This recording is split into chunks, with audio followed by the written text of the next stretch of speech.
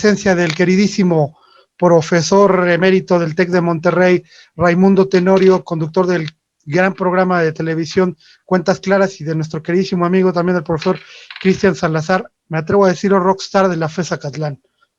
Muy buenas noches, profesores, caballeros, bienvenidos aquí a su portal preferido y a su casa de economía no, política sí. y algo más. Buenas noches. Buenas noches. Aquí el único rockstar es el doctor. Los demás nomás lo seguimos, su ejemplo. No, claro, o sea, digo, y me consta, porque yo lo veía, que no podía salir el doctor del pasillito de su oficina hacia ahí a las tienditas de ahí del campus Santa Fe, de verdad, y lo digo en serio, de verdad, doctor, usted es una de las personas más apreciadas, más queridas y más reconocidas en el campus Santa Fe de ahí del TEC de Monterrey. No solo en el campus Santa Fe, sino también en la UNAM. Sí, pues, ¿Qué pasó? Gracias, gracias. Digo, lo puedo decir porque es lo que de inmediato a mí me tocó ver y pues yo me quedo impresionado, y de veras la gente nos ha felicitado mucho. Nos ha felicitado mucho, de verdad, me dice, tú estás de relleno ahí en ese programa, y la verdad sí, ¿verdad? Porque no es cierto. Que... no puedo estar así. Pero, bueno. Doctor, profe, dos temas muy importantes de coyuntura en esta semana, que son la ley Sandoval, como se le dice, como se le denominó, y el padrón de usuario de telefonía móvil. Muy buenos temas, muy apasionantes. ¿Con cuál empezamos? Adelante, profesor Cristian. Muchas gracias, doctor. Bueno, pues con la ley Saldívar, que fue una reforma que ya tenía tiempo que se venía trabajando, es una reforma al Poder Judicial que toca varios temas y que eran interesantes, pero que culminó en este título denominado Ley Saldívar, porque le metieron un artículo transitorio donde se amplía el periodo del presidente de la Corte 2 años, que coincidentemente, valga la redundancia, coinciden con el periodo presidencial de Andrés Manuel López Obrador. Y eso ha trastocado pues la independencia del Poder Judicial y ha generado pues una discusión importante al respecto. Hay que decirle y comentarle a nuestros amigos que nos siguen que la democracia tiene varias características básicas para que se considere como tal un gobierno democrático. La primera, efectivamente, es la elección de los gobernantes. La segunda, diría yo, es la rotación de los cargos.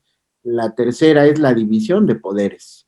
Y eso quiere decir que el poder no se concentra en una sola persona, con la idea de evitar que una sola institución o un solo individuo concentre todo el poder. A eso le llaman los teóricos el famoso equilibrio de poderes, para que precisamente este dispositivo institucional no permita abusos, y que si alguno de los poderes comete un exceso, bueno, están los otros para corregirlo. En ese sentido, la Corte es un órgano del Estado muy importante, porque en él recae pues las controversias que existen sobre todas las leyes y sobre todas las acciones que tengan los otros poderes, ya sea que un poder se exceda en sus funciones, ya sea que exista un litigio entre las facultades de las instituciones del Estado, o que haya un litigio por alguna controversia o pleito de poder. Por eso es importante tener una Corte que sea imparcial, que sea confiable y que no se cargue alguna de las partes. En el caso mexicano, desde el 1994, que hubo una reforma muy importante, la Corte se venía fortaleciendo, y creo que en el periodo de la transición a la democracia, la Corte fue adquiriendo una relevancia importante. De 1994 para acá, pues yo de memoria puedo mencionar algunos ministros, y eso en sí mismo es un indicativo de que la Corte tomó relevancia. Antes del 94 era difícil saber de los ministros, porque la Corte estaba circunscrita a este sistema político que le llamaban de partido hegemónico, donde el presidente precisamente tenía las metafacultades que conocíamos y que lo hacían una hiperpresidencia, y donde los otros poderes se decían estaban subordinados a la presidencia de la República. Esto cambió con la democracia y la pluralidad política, y hubo varios presidentes, Ernesto Zedillo, Felipe Calderón, Vicente Fox, perdón, lo invierto el orden, Vicente Fox, Calderón, Enrique Peña Nieto, que pudieron proponer de manera escalonada a los ministros de la Corte, con lo cual se le dio un juego interesante a la Corte y la Corte empezó a tener equilibrios en su decisión. Algo parecido a lo que sucede en los Estados Unidos de América, donde precisamente los cambios de gobierno hacen que la Corte se equilibre en su composición. Y por eso es de preocuparse que esta reforma pues haya empoderado a un ministro que desgraciadamente,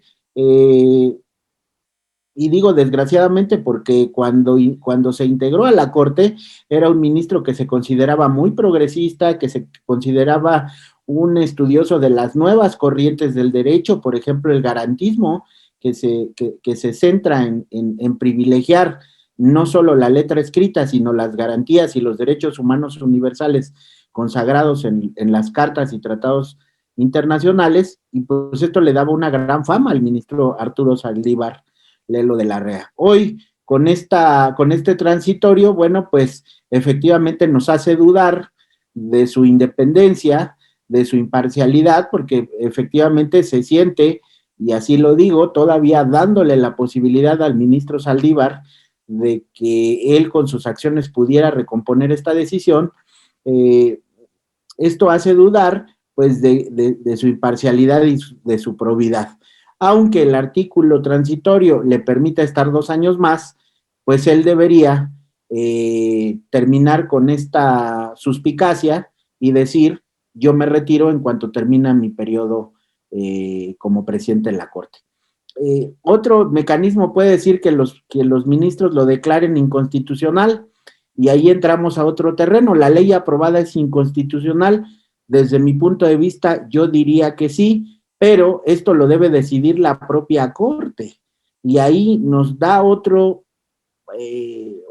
indicativo, otro warning, otro llamado de atención y de sospecha, porque pues uno podría pensar que los ministros se van a estar en una presión muy fuerte por parte del Poder Ejecutivo si declaran esta ley inconstitucional, de tal manera que sí estamos teniendo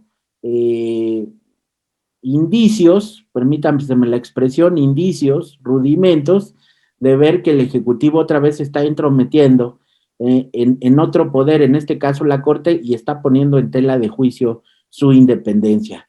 Y eso significa una regresión a la democracia y significa un paso terrible para la convivencia política y jurídica de las personas. Me parece que por eso el tema es relevante. Importantísimas las observaciones y de verdad que ya es para los ciudadanos de a pie preocupante ver todas estas, desde nuestro punto de vista, argucias que está utilizando el señor que trabaja ahí en el Zócalo. Doctor, ¿su opinión? Bueno, miren, yo empezaría por decirles que uno pensaría que hacer uso de los derechos y obligaciones de nuestra llamada Carta Magna, la Constitución, se adquieren cuando uno tiene mayoría de edad. No es así. Siempre ha sido desde el momento en que nacemos con derechos y obligaciones y reconocidos obviamente justo por esa Constitución. Yo recuerdo perfectamente, no sé ahora, discúlpenme, no he revisado los libros de primaria, pero una de las primeras lecciones que uno recibe de niño poco a poco en la educación básica, en la educación primaria, es las de civismo. Yo recuerdo mucho esas clases de civismo porque a través de ellas conocí la Constitución política de los Estados Unidos mexicanos que nos rige de 1917. Y lo que entendí desde niño es que justamente esa llamada Carta Magna es lo que rige a los 3 poderes, justamente que mencionó el profesor Cristian, rige también la composición de lo que se denomina no México, sino Estados Unidos mexicanos, un conjunto de estados locales, hoy 32, que conformamos este gran país. Delimita también la soberanía, etcétera. Por esa razón es de que todas las leyes, absolutamente todas las leyes conocidas y habidas por ustedes, derivan de la Constitución, desde el propio capítulo, por ejemplo, económico, que es el artículo 27 y 28 constitucional, y de ahí derivan las leyes de competencia económica, la ley de hidrocarburos, etcétera, que si de este artículo, el 97 constitucional, derivan justamente las leyes que regulan la composición del poder judicial, desde su presidente, sus magistrados, los tribunales locales, las salas superiores, todas esas leyes que son un gran bagaje de creación del derecho, pues obviamente regulan a uno de los poderes que acaba de presentar justamente el profesor Christian, al poder judicial.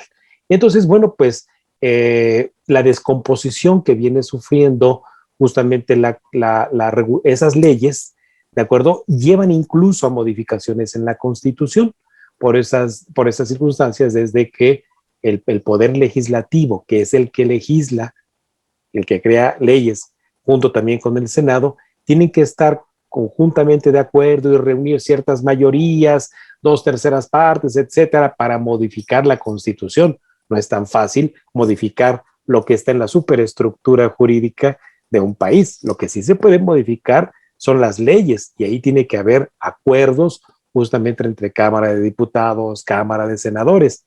Y cuando un ciudadano, un organismo, ¿de acuerdo?, sea público, privado, consideran que se violan sus derechos constitucionales, es que reclama ante el Poder Judicial la inconstitucionalidad. Entonces, el término inconstitucionalidad quiere decir la negación de lo que es y está escrito en la Constitución. Entonces, si se reclama, por ejemplo, que una ley como es la de la industria eléctrica, justamente que hoy nos enteramos que la Comisión Federal de Competencia Económica reclama y escribe un pliego, un escrito al Poder Judicial para declararse en contra de la constitucionalidad de la ley de la industria eléctrica, tiene que ser entonces el Poder Judicial ingresándola por los diferentes canales de procesos judiciales para que, llegado el caso, esa Suprema Corte de Justicia de la Nación, que tiene 11 ministros, declare si esta ley, por ejemplo, de la industria eléctrica es constitucional porque no viola ninguno de los preceptos de la Constitución, como por ejemplo es la competencia económica. Pero ocupémonos del caso que justamente tratamos, de la llamada Ley Saldívar. Bueno, pues esta ley justamente se busca que renueve al Poder Judicial desde los juzgados de distrito, los juzgados en materia especializada, juzgados familiares, penales, etcétera. ¿Por qué razón? Bueno, pues porque ha habido mucha corrupción entre los jueces, sí es cierto, por eso es que existe también un órgano también especializado que se llama judicatura, ¿verdad? Esa judicatura también pues resuelve sobre el comportamiento de ellos, de los jueces, para impartir ¿qué? Justicia. Entonces, el Poder Judicial está ¿para qué? Para impartir justicia. Y entonces, bueno, pues para no entrar en los detalles de lo que es esta ley que busca reformar toda esta composición, procesos, castigos, etcétera, a ese Poder Judicial, bueno, pues entonces incluyeron lo que se denomina lo que es ese artículo transitorio. Esos artículos transitorios se llaman así porque quiere decir que mientras ocurre lo que está en el cuerpo de lo que se está reformando, entonces, mientras que se implantan los cambios en el Poder Judicial que contempla esa ley, es que ese artículo transitorio dice ahí, se pide, ¿verdad? O sea, se promulga alargar, ¿verdad?, el periodo del presidente de la Suprema Corte de Justicia de la Nación por 2 años. Y es entonces donde la oposición e incluso propios integrantes del partido hoy en el poder, Morena, pues dicen, pues esto a todas luces es inconstitucional, ¿verdad? Porque estamos metiendo en una ley una decisión de prolongar el periodo de vigencia de un poder de los 3 que tiene la nación, del Poder Judicial. Y entonces, bueno, pues justamente en lo que menciona el profesor Christian tiene que ver con que quien decide, el único poder que decide la inconstitucionalidad de las leyes es el propio Poder Judicial.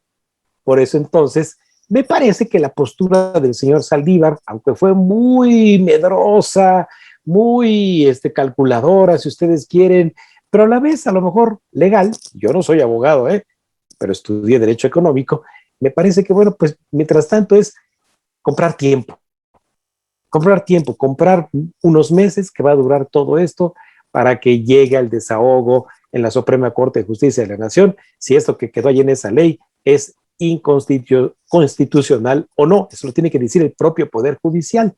Pero a mí lo que más me sorprendió en todo este proceso es lo que en ciencia política todos conocimos o nos tuvimos que haber tropezado en algún momento con el gran libro de Nicolás Maquiavelo, ¿eh? El Príncipe.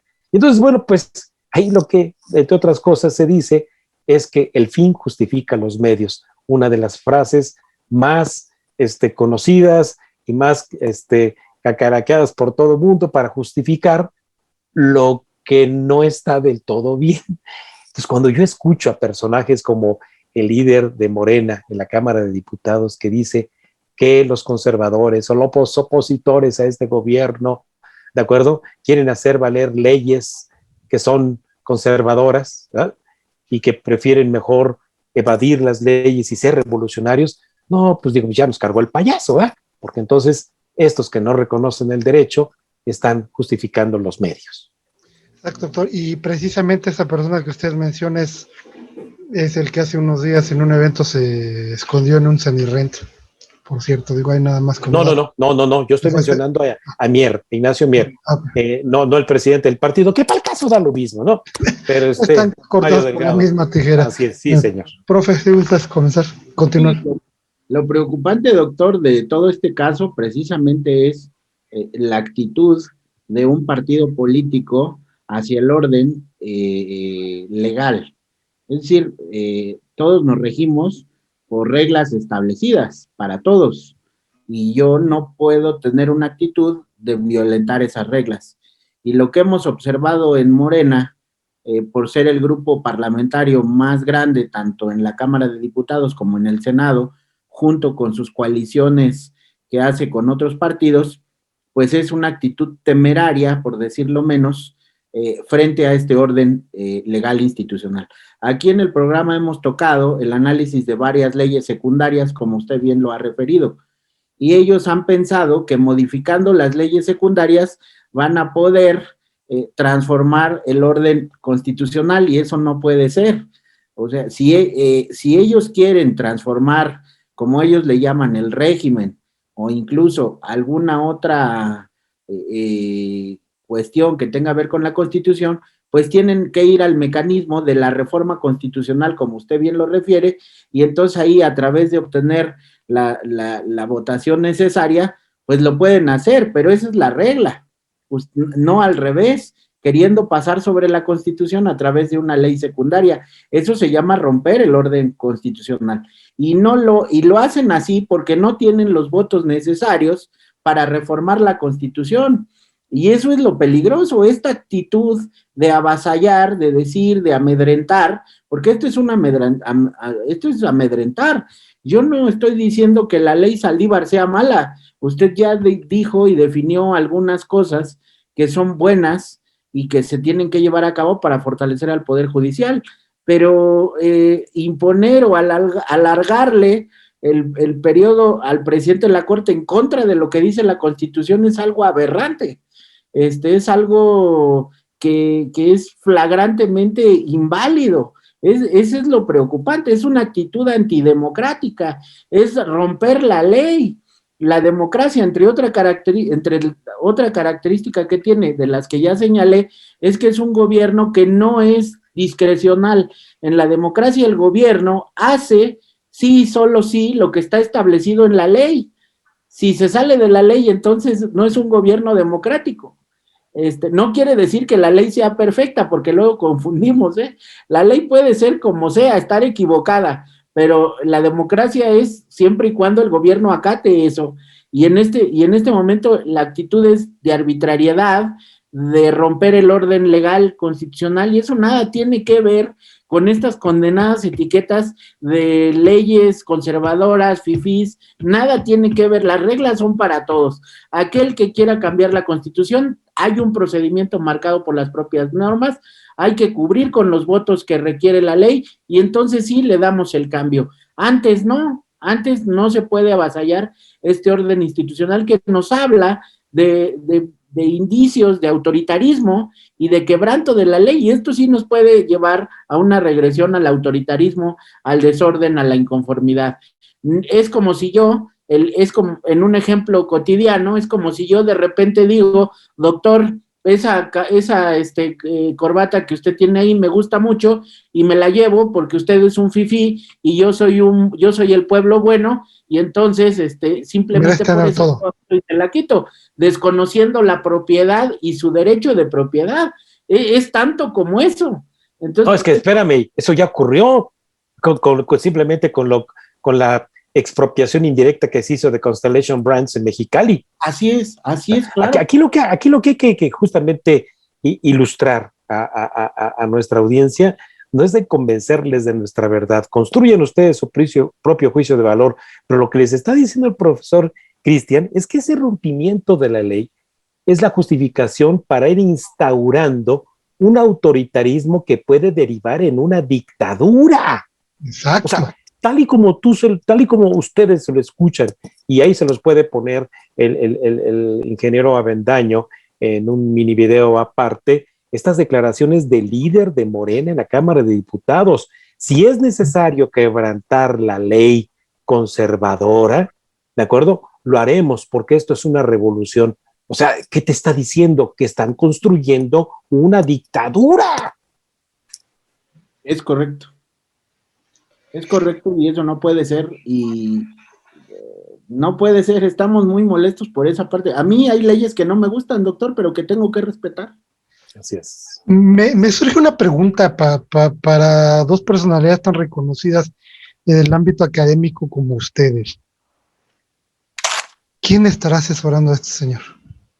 ¿O de dónde saca esas marihuanadas, con todo respeto? Es que no es cuestión de asesoría, es cuestión de una ideología paradigmática que no tiene ni vuelta a la izquierda ni vuelta a la derecha. Es el camino, la vereda de la construcción, primero destruyendo. Construir destruyendo. Es decir, no es una cuestión de quién lo está asesorando. El falso Mesías, ¿de acuerdo? Es la figura de el ego, de la obcecación, de la necedad, pero también de las limitaciones intelectuales. Tremendas. Es que de verdad, no sé, profe. Es ideológico, ingeniero, es ideológico. Es que trato de buscarle y no encuentro. Hay un fenómeno que se está presentando, sobre todo en América Latina, incluye un poquito el periodo de Donald Trump, pero Joseph Stiglitz, doctor, publicó un libro, no recuerdo bien ahorita el título, si La muerte de las democracias o cómo mueren las democracias, y hablaba de este fenómeno. Líderes populares, por no decir populistas, líderes populares que llegan por la vía democrática al poder y van matando las democracias a través de este tipo de reformas que van socavando la democracia. Pasó en Venezuela, doctor, donde se cambió la Constitución. No quiere decir que la Constitución cuando llegó Chávez era la más correcta, pero lo que quiero decir es que él la cambió por una Constitución que él denominó bolivariana y transformó absolutamente todo el orden legal de la propiedad privada y metió a Venezuela en una crisis terrible. Lo mismo sucedió en Bolivia y lo mismo está sucediendo en varios países de América del Sur, y ahora se presenta en México tratando de desconocer el propio orden institucional. Trump lo quiso hacer, Trump lo quiso hacer en Estados Unidos, pero afortunadamente la democracia estadounidense pues tiene una solidez muy profunda y no, los jueces no se dejaron, pero sí hay estos intentos de, por eso hacía alusión a este libro de Stiglitz que dice, así están muriendo las democracias en el periodo actual. Interesante tema, de verdad que da para, pues no un programa, varios programas, pero pues Yo creo que en este momento continuamos con su tema, doctor, antes de que diga Bueno, yo. más que mi tema es el tema de todos, porque todos si algo tenemos en común hoy son las telecomunicaciones. Y las telecomunicaciones, sobre todo facilitadas por la invención tan fantástica que hay todos los días por facilitarnos la vida. Siempre hemos tenido la necesidad de comunicarnos. Así por eso, a manera de chiste, incluso se dice que se comunicaban con señales de humo a distancia las primeras comunicaciones. Y bueno, para eso, pues les repito, conocemos muchas historias, pero la necesidad de comunicarnos se convirtió en un derecho. Y entonces el derecho a comunicarnos generó también un derecho a la privacidad. Es decir, no solamente es comunicarnos a distancia facilitados hoy por correo electrónico, por nuestro teléfono celular o las redes sociales. Bueno, pues sí, jóvenes, sobre todo quienes, jovencitos que nos están escuchando, pues lo saben. Sí, pero a pesar de esas innovaciones, bueno, pues no existe como tal un derecho a la privacidad. Es decir, lo tenemos ahí como un derecho y es que está, por cierto, en nuestra Constitución, pero tienen que existir las leyes y las instituciones que protejan también nuestros derechos. Por eso es que podemos acudir a un juzgado, el Ministerio Público, son instituciones a nuestro servicio para proteger nuestros derechos, pero también, obviamente, cumplir con nuestras obligaciones. Y así entonces, en este conjunto de derechos, bueno, pues son violentados también por otros ciudadanos. Y entonces, pues sí, tendremos mucho derecho a comunicarnos, pero los aparatos con que lo hacemos hoy en día, que son los teléfonos celulares, pues se utilizan para delinquir.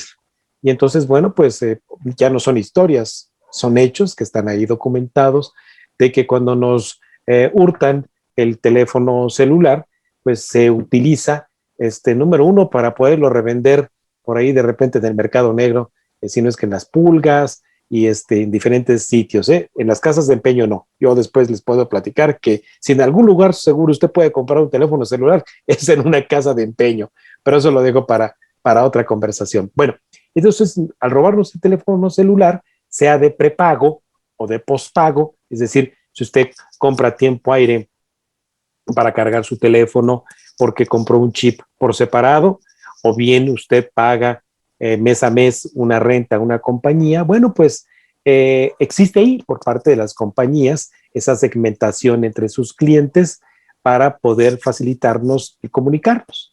Bueno, hay que regular la forma en que poseemos estas cosas, sí, hay que regularla. Hay que regular la forma en que nos comunicamos para no utilizarlo con fines delictivos. Pues claro que sí, nadie quiere que se utilice su teléfono para actos delictivos, pero hay quien sí los utiliza, quien los compra y los tira, quien compra chips y los tira, pero también hay quien se roba los teléfonos y los utiliza para llamadas justamente desde amenazas para derechos de piso, amenazas para secuestros, etcétera, es decir, para delinquir, para hacer con ellos cometer delitos. Y entonces, bueno, pues hace 7 años, no, perdón, 6, 3, no, hace 10 años se intentó llevar a cabo el primer registro nacional de usuarios de telefonía celular en tiempos de Felipe Calderón.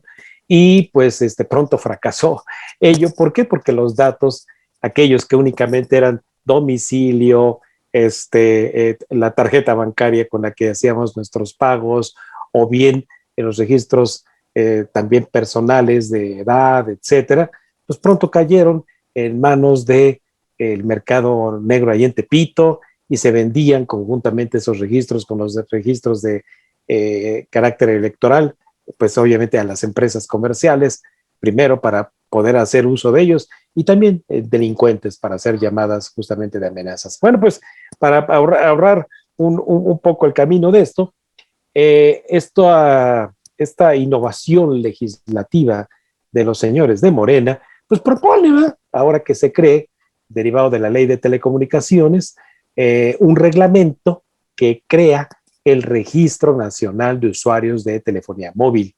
Y entonces, bueno, pues ahí nada más con la novedad que ese reglamento, porque no es ley, repito, es un reglamento que deriva de la ley de telecomunicaciones, pues obliga tanto a compañías, proveedores de servicio, como a usuarios, a proporcionar los datos de costumbre, teléfono, domicilio, edad, etcétera, pero además los datos biométricos, que son sus huellas digitales, y además, súmele usted el iris, y la voz. No, pues entonces, ¿usted estaría dispuesto a confiarle sus datos a ese registro?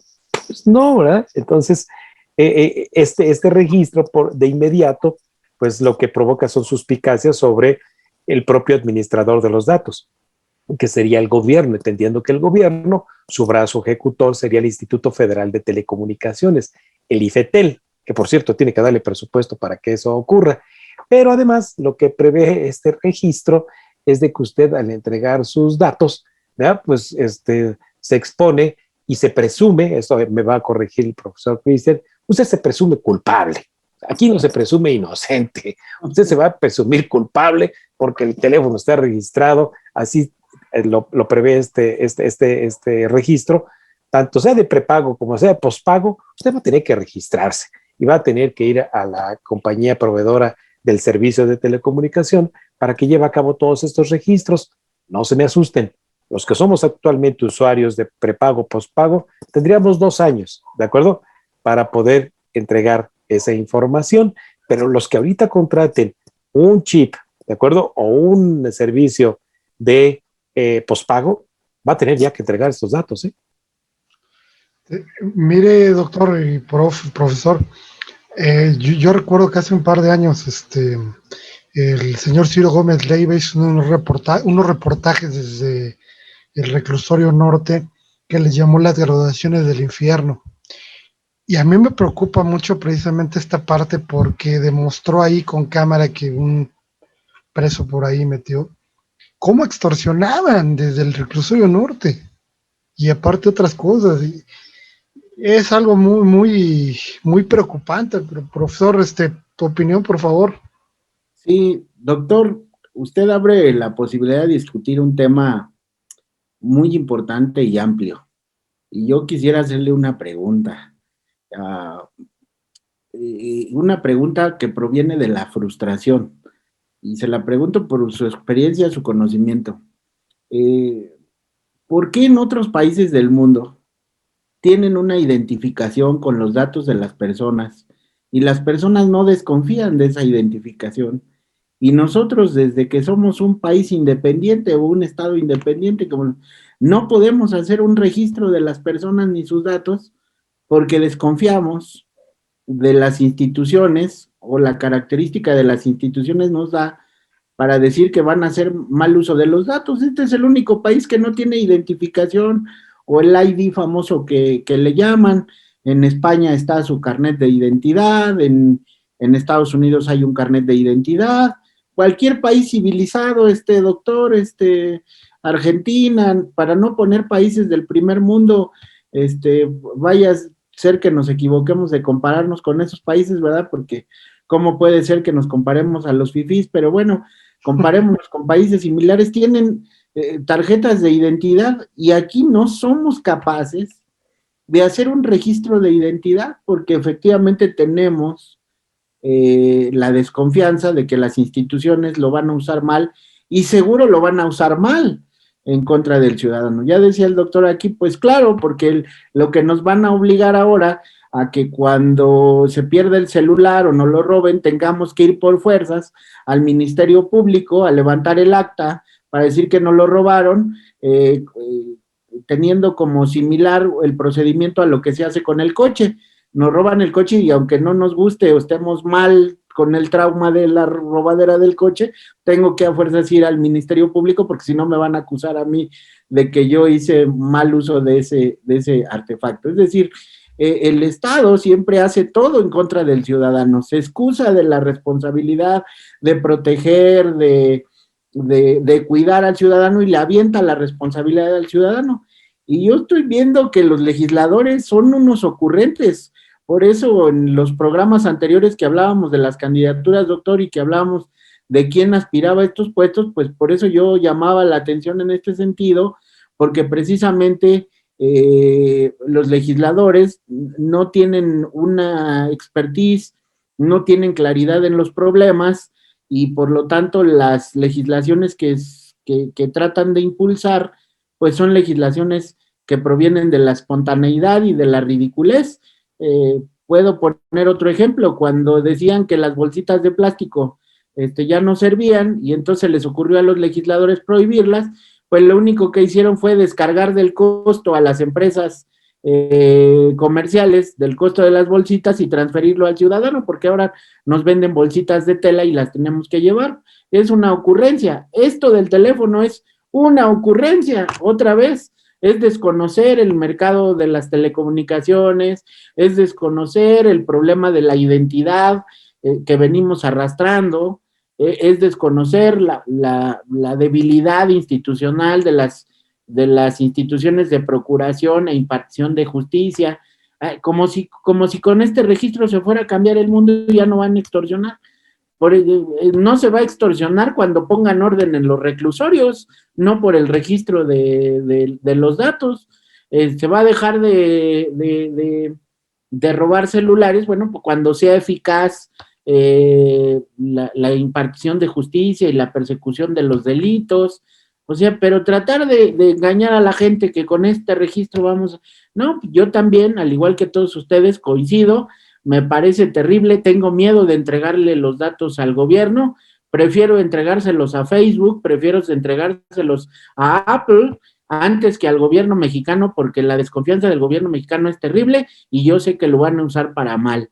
Y el usarlo mal lo quieren usar, doctor, pues para la parte electoral, que venimos arrastrando esa parte desde de tanto tiempo que le damos vueltas, partidos van, partidos vienen, políticos van, políticos vienen, instituciones van, instituciones vienen, y todavía andamos con lo del fraude electoral.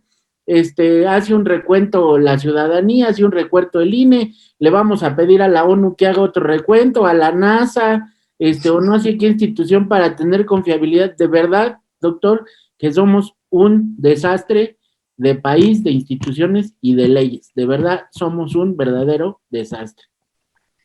Sí, mira, y bueno, para contestar tu pregunta inicial, de por qué no confiamos, pues como reza un dicho mexicano, crea fama y échate a dormir, ¿ya? Por el mal uso justamente que ha hecho el gobierno de nuestra información personal, desde aquel registro nacional de automóviles que cayó en manos justamente de un argentino que resultó ser un delincuente y un asesino y no sé qué tantas cosas, sí. Y luego otra serie de registros en tu propio distrito electoral. Ya no vayamos a los registros nacionales, en los registros estatales, en los registros de carácter local a nivel de nuestros distritos, pues los propios partidos políticos hacen mal uso de nuestra información. Entonces sí, es una desconfianza justamente basada en hechos, no son simplemente aquí reclamos a nosotros mismos de que somos unos desconfiados, ¿no? Como te decía yo, pues crea fama y échate a dormir.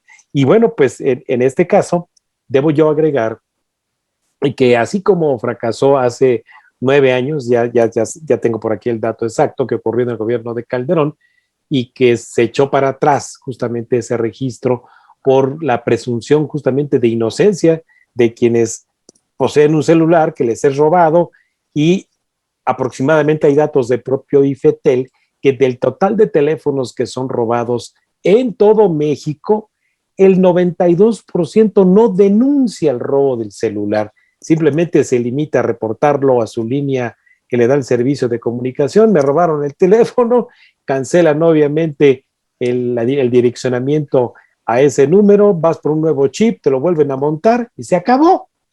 Así es como están funcionando actualmente las cosas. Sí, porque entonces sale más caro ir a denunciarlo, doctor, el tiempo y el dinero que se le tiene que dar al MP. Ándale, eso sí, es otra cosa. Y el miedo que de que los agentes perjudiciales, porque así son. Yo los bauticé así, agentes perjudiciales. No, y pero elegante, doctor. En una de esas va a denunciar por el robo de su teléfono y lo encierran a usted. Sí, hombre. Pues bueno, a nuestra audiencia, digo, no deberá causar desgracia a nuestros chistoretes, pero son la neta del planeta. Créanme, amigos, amigas, que así es. Les digo, el crear fama y echarse a dormir.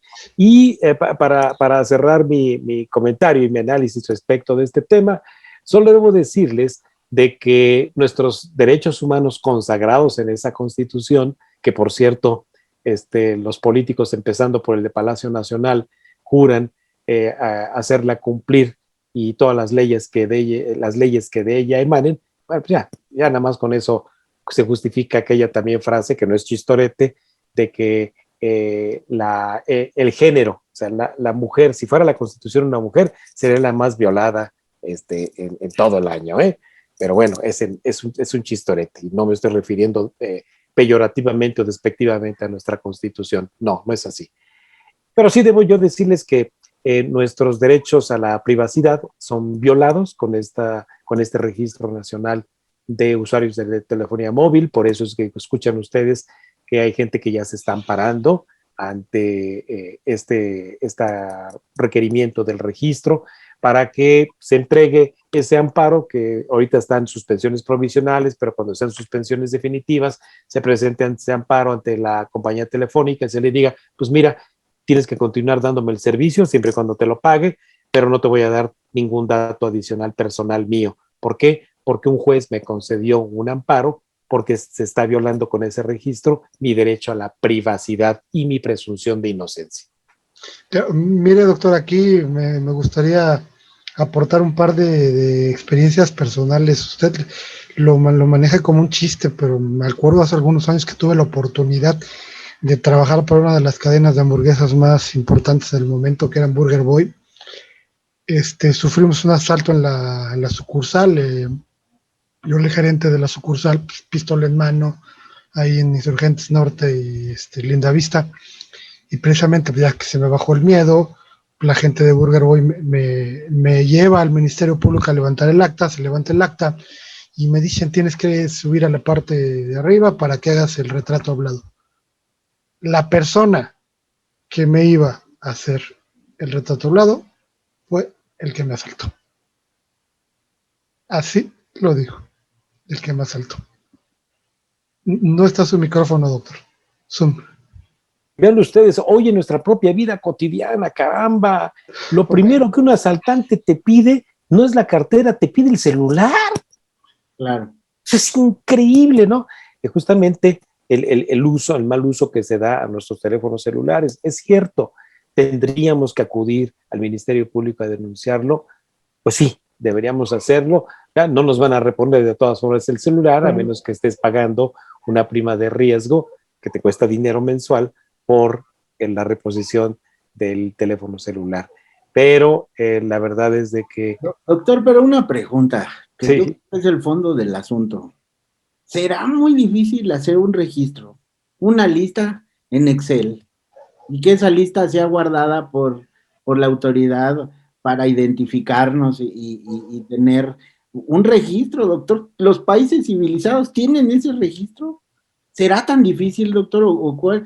¿Seremos tan marcianos que no podamos hacer eso? ¿O qué complejidad tiene eso? ¿Cuál es el mira, tema? tan no es complejo que hoy justamente el llamado ID, que es nuestra CURP, ¿verdad?, la clave única de registro poblacional, pues ese debería ser la clave de registro. Hoy le está sirviendo, nos sirvió a los mayores de 60 para registrarnos ficticiamente para la vacunación. Hoy le está sirviendo aquí a nuestro anfitrión, el ingeniero Avendaño, para registrarse también. Ya le pedí permiso y le dije que no se me enoje, ficticiamente, ¿verdad?, en un registro que de todas formas en la praxis no funciona, pero pues todos tenemos CURP. Entonces, justamente como lo está diciendo nuestro profesor Cristian, pues caramba, las CURP ya las tienen, están ahí en un registro nacional de población. ¿Por qué no entonces simplemente otorgarle el CURP a este registro y se acabó, caramba?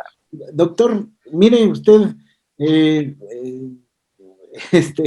hace 3 años renomé mi visa de Estados Unidos, me tomaron los datos biométricos en Estados Unidos, y yo creo que si voy a Estados Unidos, pasan mi tarjeta de visa y va a salir todo mi récord, mis datos, y no hay problema de que el gobierno los vaya a mal utilizar, ahí va a tener datos más precisos en Estados Unidos de quién soy yo, qué he hecho, cuál es mi récord, y si en México preguntan por mí, van a andar preguntando, a ver, ve a ver, en un lado qué dice de este y en otro Martínez, lado. ve a preguntar. Pues sí, ve a preguntar, porque no hay un sistema único de registro, de identificación, y esto nos lleva a todos lados. Ahí en Estados Unidos tú puedes sacar un celular con su propia identificación y se acabó el tema, doctor. La frustración de verdad es esa. ¿Qué será tan complejo, doctor? Además, ¿Será una cuestión ahí no, de no, además, insalvable? mira, con esta medida del registro, créanme que a quienes más se va a perjudicar es a los más pobres, porque justamente es a esa gente que cotidianamente le roban el teléfono celular y que lo que le urge es llegar a su trabajo y no ir a denunciar el delito en el Ministerio Público.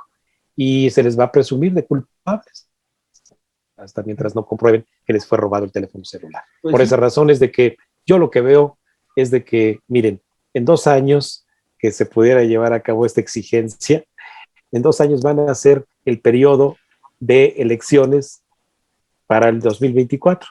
Y aquí estaremos, va a ver quién se echa el trompito a la uña de estos partidos por promover o derogar algo que puede perjudicar a 50 a 70 millones de personas. Y aquí también me gustaría aportarles en esta parte, y a ti, profe, otra de las experiencias les comento que me vienen muy a la mente porque son cosas que acabamos de mencionar. También hace algunos años hice para alguna empresa, alguna solicitud, una entrevista para una empresa que se dedicaba a la investigación. Y en la empresa pues, me decían que se investigaban los datos, que se le llamaba a la gente. Y dije, bueno, ¿cómo obtienes esos registros?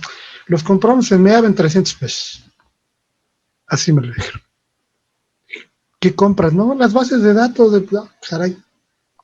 Entonces sí, entiendo, profe, tu preocupación y yo creo que sí estamos en manos de gente que no tiene ni la menor idea de lo que está haciendo.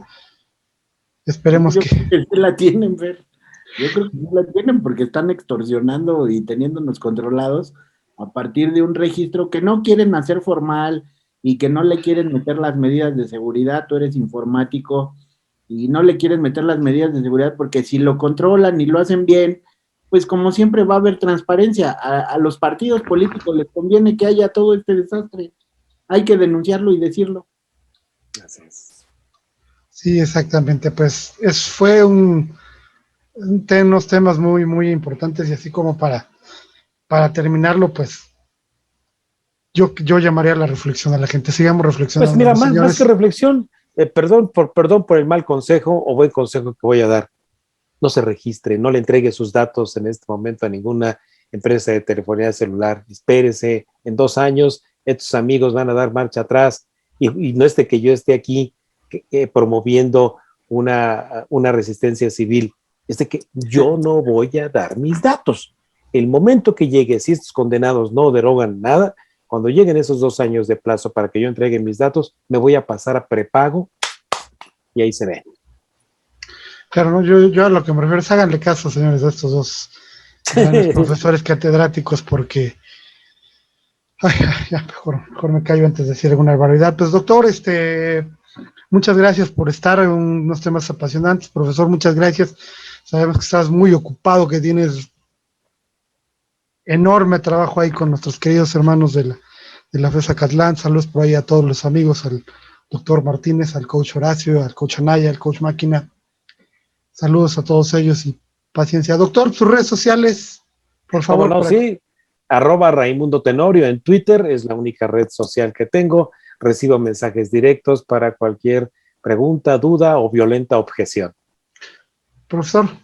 Sí, mis redes son Cristian Roberto Salazar Montiel en Facebook y Cristian RSM, @CristianRSM en Twitter y también igual con el doctor. Y si son violentas, todavía mejor. Ya lo hemos visto. Y aquí Finger 222 y Ecopolitics 7. Profesor, así rapidísimo, tu pronóstico para la carrera del domingo. Gana Checo Pérez. Perfecto. Pues buenas noches, queridos amigos de este portal de economía política y algo más. Muy buenas noches. Gracias por sintonizarnos. Buenas noches. Hasta luego, buenas noches.